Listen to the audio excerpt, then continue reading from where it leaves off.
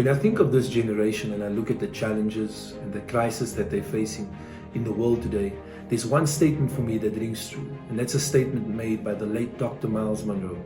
It says, when purpose is unknown, abuse is inevitable. Let me say that again. When purpose is unknown, abuse is inevitable.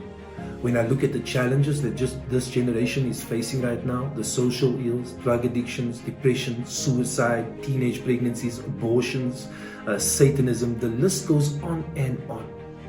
And the key for me is when you look at it, it's that there's an abuse of humanity purely because there's a lack of purpose in this generation. You see, when a policeman loses the purpose of his call, which is to serve and protect, he will abuse his power and oppress those around him. When presidents, leaders, governors, people in prominent positions of society, when they lose the purpose of their call to lead people, to take them to a better place, to develop them, to grow them, to provide security for them, to bring good governance and management of resources to them, when they lose that purpose, the only outcome is corruption, a lack of governance, and chaos and oppression to the people. That's only dealing with functions and roles of people within society.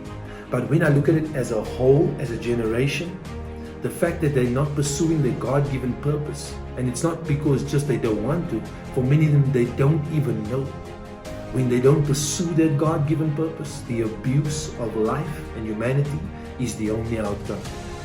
You see, a generation that pursues purpose is a generation that is motivated, has direction, makes better decisions, quality decisions, has a better value system, expresses their gifts and talents to serve the world. They're developing their minds, their bodies, everything about them. Why? To fulfill the God-given purpose in their lives. There's a few scriptures I just want to share with you today.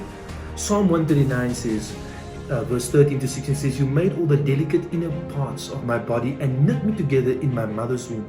Thank you for making me so wonderfully complex. Your workmanship is marvelous. How well I know it. When you look in the mirror tomorrow or today, say to yourself, your workmanship, say to God, your workmanship is marvelous. You watched me as I was being formed in utter seclusion, as I was woven together in the dark of the womb. You saw me before I was born. Every day of my life was recorded in your book. Every moment was laid out before a single day had passed. This speaks of how well God knows you. Before you were born, before you were formed, God saw you formed. He saw your form and He knew you very well. Jeremiah 1 verse 4 to 5 says, then the word of the Lord came to me saying, before I formed you in the womb, I knew you. Before you were born, I sanctified you and I ordained you a prophet to the nations. Think about that. Before he was even born, God already had the purpose and the destiny written out for his life. If I go back to Psalm 139, it says, every day of my life was recorded in your book before I lived one. That means God's written the script for your life.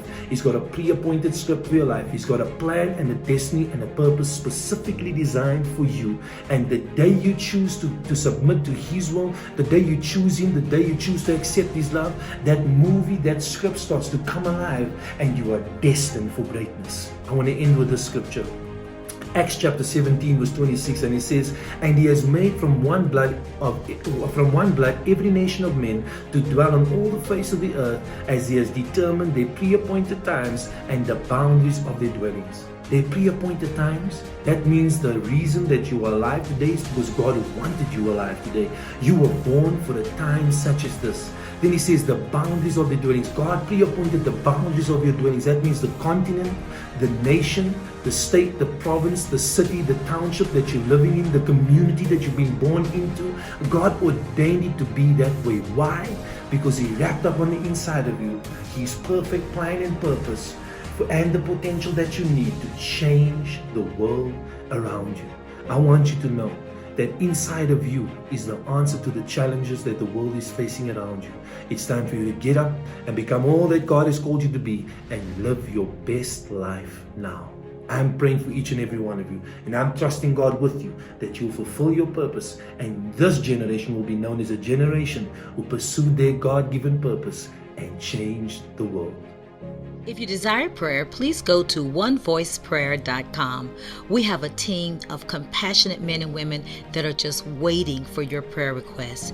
If you'd like to talk to someone, we have conveniently made available to you a WhatsApp line, country code 1, city code 336, and the number is 782-1228. OneVoicePrayer.com is here for you.